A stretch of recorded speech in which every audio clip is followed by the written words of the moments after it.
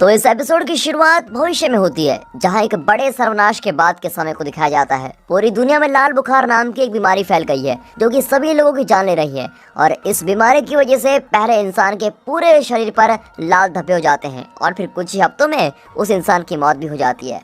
इस बीमारी की एक खासियत यह है कि ये बस बड़ी उम्र के इंसानों को ही मारती है और इस बीमारी का छोटे बच्चों पर कोई असर नहीं होता। हालांकि ये बीमारी बच्चों को होने के बाद हमेशा उनके साथ रहती है और जैसे ही वो बच्चे जवान होते हैं वो इस बीमारी की वजह से मर जाते हैं। इस बीमारी से लोगों में बच्चे करने की क्षमता भी खत्म हो जाती है और इस कारण दुनिया में इंसानों के खत्म होने का खतरा भी हो जाता है। और इस सब के बीच एक 13 साल की सिसिली में रहने वाली लड़की को दिखाया जाता है, जिसका नाम अना है। वो अपने 5 साल के छोटे भाई के साथ जंगल के बीच में रहती है। अना कभी कभी शहर में जाकर पुराना खाना लेकर आती है और वही खाना खाकर दोनों भाई जिंदा रहते हैं। उनकी रहने की जगह को कंटीली वाले तारों से बंद कर दिया गया है और एस्टर यानी कि उसका भाई वहां से बाहर नहीं जा सकता। अना एस्टर को बताती है कि बाहर की दुनिया में बहुत सारे राक्षस हैं जो कि उसके बाहर निकलते ही उसको मार देंगे और वो दोनों इसी तरह से पिछले 5 सालों से जी रहे हैं।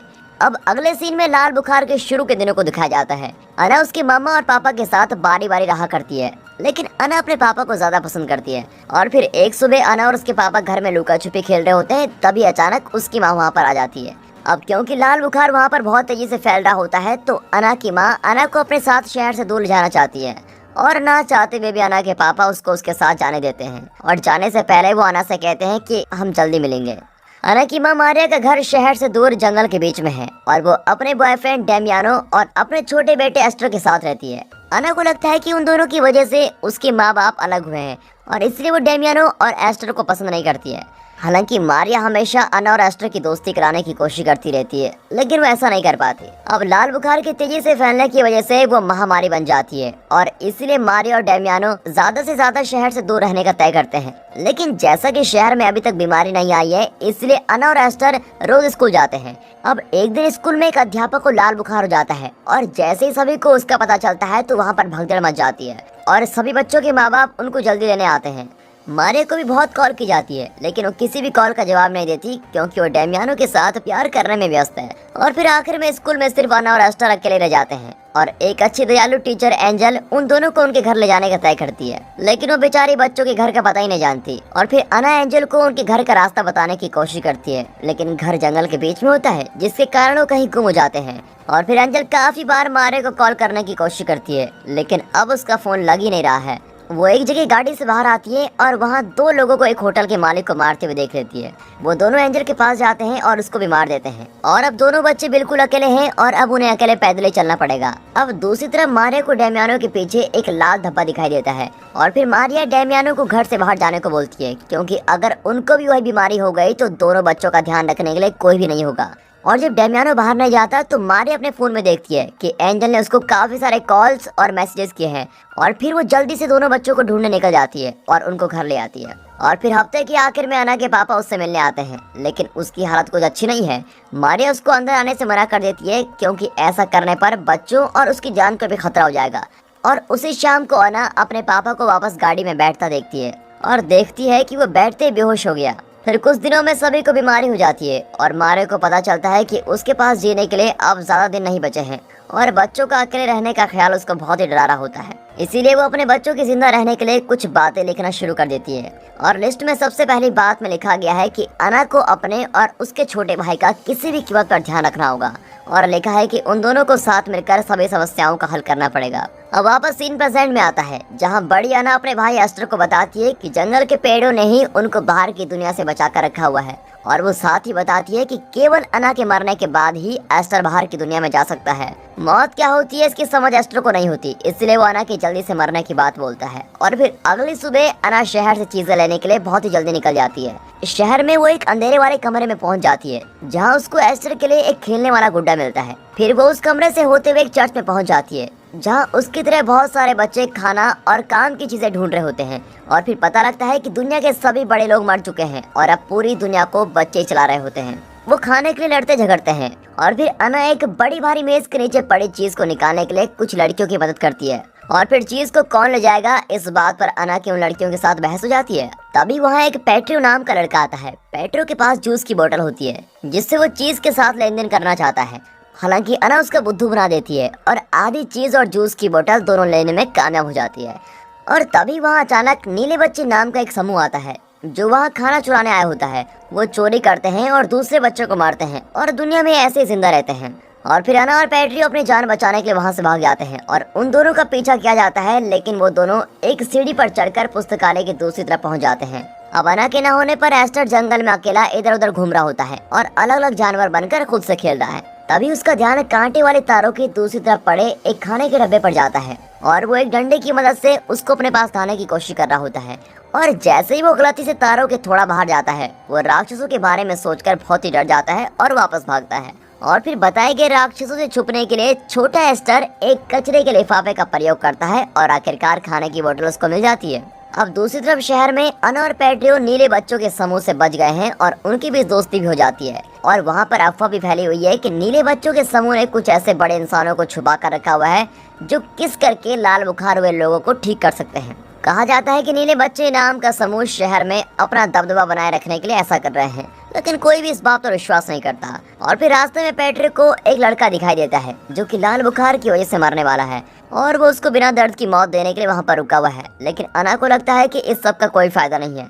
अब इसके बाद पैट्रियो अना को उसके घर अपने बाइक पर छोड़ने जाता है। अना उसको अपने घर का पता नहीं देना चाहती, लेकिन पैट्रियो बोलता है कि अगर कभी अना उससे दोबारा मिलना चाहेगी तो वो समुद्र के किनारे आ सकती है। अब दूसरी तरफ एस्टर अपने घर में उसके माँ बाप के कमरे में जाता है जहाँ मारिया के शरीर का बचा हुआ हिस्सा अभी भी बेड पर है। उसकी खोपड़ी चौंकाने वाली है और साथ ही उसका बेड जेवर से भरा हुआ है। वो वहाँ जाता है और मारिया के लिखे आदेशों वाली किताब से कुछ पढ़ने लगता है। खाने मिलने पर क्या करना चाहिए ये किताब में पढ़ रहा होता है। उसमें लिखा है कि उनको सबसे पहले उस खाने की खराब होने की डेट को देखना चाहिए और अगर वो ऐसा नहीं कर सकते तो उन्हें खाने की महक लेनी चाहिए और अगर उसमें से गंदी महक आती है तो उन्हें उस खाने को उबाल देना चाहिए। एस्टर उस खाने की महक लेता है, लेकिन उसमें से आ रही गंदी महक पर ध्यान नहीं देता और फिर कुछ ही देर में अना घर आती है और वो अपने साथ लाई चीजों को एस्टर को दिखाने के लिए बड़ी उत्सुकता से उसको दिखाती है। वो बताती है कि सभी चीजों को लाने के लिए उसको राक्षसों से लड़ना पड़ा और वो ऐसा इसलिए कह रही है ताकि एस्टर कभी भी बाहर ना जा सके। अब अगले सीन में तीन बच्चे एक गुफा की तरह दिखने वाली जगह में घूम रहे हैं। वो एक चेन खींचते हैं और वहाँ चेन से बंधा हुआ एक बड़ा इंसान आता है, लेकिन अभी तक बताया नहीं जाता कि वो बड़ी औरत अभी तक कैसे जिंदा है और बच्चों ने उसको ऐसे पकड़कर क्यों रखा हुआ है। अब इसके बाद हमें दो जुड़वा भाई दिखाते हैं जिनका नाम मारियो और पायलो है। उनकी एक दुकान है और कुछ चीजों को लेकर वो वहाँ खाना और नक्शा बेचते हैं और दोनों भाई लाल बुखार की नकली दवाई बेचकर बाकियों को बुद्धू बनाते हैं। वो हमेशा एक दूसरे का साथ देते हैं और ऐसे ही करके वो अभी तक जिंदा बचे हुए हैं। अब एक सुबह बड़ा भाई पोलियो उठता है और उसके शरीर पर लाल धब्बे बने हुए हैं। वो मारियो का शरीर भी देखने जाता है, लेकिन उसके शरीर पर ऐसा कोई भी निशान नहीं होता और ये बात बिल्कुल साफ हो जाती है कि पायलो को लाल बुखार हो गया है और वो कुछ ही हफ्तों तक जिंदा रहने वाला है। और फिर वो उनके पास पड़े सभी खाने को खत्म कर देते हैं और साथ ही अगले हफ्ते में सिर्फ मस्ती करने का तय करते हैं। पायलो अपनी आखिरी इच्छा बताता है कि वो मरने से पहले आइसक्रीम खाना चाहता है। उनके पास फ्रिज को छोड़कर आइसक्रीम बनाने के लिए सभी चीजें हैं और फिर पायलो मारियो से नीचे एक गड्ढा खोदकर एक तहखाना बनाने को बोलता है और पायलो के मर जाने के बाद मारियो उस जगह का प्रयोग करके आइसक्रीम बनाकर लोगों को बेच सकता है। अब दूसरी तरफ जंगल में अना और एस्टर भाग रहे होते हैं और मस्ती में खेल रहे हैं। अना अब अपने भाई को प्यार भी करने लगा। अब अगली सुबह अना दोबारा जरूरी चीजें ढूंढने के लिए निकल जाती है, लेकिन अब की बार वो समुद्र के किनारे जाती है और पेट्रो से मिलने का सोच रही है। फिर वो दोनों मिलते हैं और साथ तैरते हैं और पूरा दिन साथ में बिताते हैं। पेट्रो के पास कुछ ऐसा भी पड़ा है जिससे वो लोग नशा करते हैं और दोनों उस नशीली चीज को लेकर समुद्र के किनारे लेटकर मस्त एक दूसरे को देखते रहते हैं। और तभी उन दोनों को पता लगता है कि महामारी के आने से पहले भी वो एक दूसरे से मिले हैं, जब अना को उसके दोस्तों ने पेट्रो को किस करने की चुनौती दी थी। एक तरफ अना अपने दिल के मजे ले रही है, दूसरी तरफ एस्टर जंगल में अपनी पार्टी करने की तैयारी कर रहा है। वो काफी सारी चीजों को आग लगा देता है जिससे बहुत सारा धुआं निकलता है। तभी नीले बच्चों का समूह जंगल के पास से गुजर रहा होता है और उनको उड़ता हुआ धुआं दिखाई देता है और वो धुआं कहाँ से आ रहा है ये पता लगाने के लिए वो निकल पड़ते हैं। एस्टर अपनी माँ के कपड़े पहनकर पूरे घर में भाग रहा होता है और तभी वहाँ खतरनाक नीले बच्चों का समूह आ जाता है। वो एस्टर को कुछ नहीं करते, लेकिन घर की सभी चीजें अपने साथ ले लेते हैं। तभी एक लड़की मारिया की खोपड़ी लेकर उसका मजाक भी बनाती है और उन सभी का सरदार एस्टर को अपने पास आने को बोलता है और एस्टर उनको देखकर बड़ा ही हैरान हो जाता है, क्योंकि अना ने उसको कहा था कि वहाँ धरती पर सिर्फ वो दोनों ही बचे हुए हैं। लेकिन अपने घर में वो चोरों को देखकर बड़ा ही हैरान हो गया है और अब उसके लिए सब कुछ बदल जाता है। चोरी करने आए बच्चों के सरदार को पता लगता है कि एस्टर को लिखना पढ़ना भी आता है और इसलिए वो एस्टर को काम का बच्चा मानता है। अब घर से सब कुछ जरूरी सामान लेने के बाद बच्चों की टोली घर से बाहर चली जाती है और बच्चों का सरदार एस्टर को उसके साथ चलने को बोलता है और एस्टर बिना कुछ पूछे उसके साथ चल जाता है। हालांकि जब उसको नुकीले तारों से आगे जाना होता है तो वो राक्षसों से डरता हुआ बाहर जाने से मना कर देता है और वो डर के मारे पेड़ पर चढ़ जाता है। और जब बाकी सभी एस्ट्रो को नीचे आने के लिए बोलते हैं तो वो पेड़ की एक डाली पर जाता है और जल्दी पेड़ से गिरकर तारों की दूसरी तरफ पहुंच जाता है। शुरू में छोटा एस्ट्रो घबरा जाता है और उसको अपने आसपास आते राक्षस दिखाई देते हैं, लेकिन जब वो अपना होश संभालता है तो उसको समझ आता है कि अना ने अब तक उससे झूठ बोला था। और सच्चाई का पता लगने के बाद एस्ट्रो बिना किसी हिचकिचाहट के उनके साथ चला जाता है। और फिर कुछ घंटों बाद अना वापस आती है और घर की हालत को देखकर बड़ी हैरान हो जाती है, लेकिन वो सबसे ज्यादा चिंतित अपने भाई के गुम होने से है।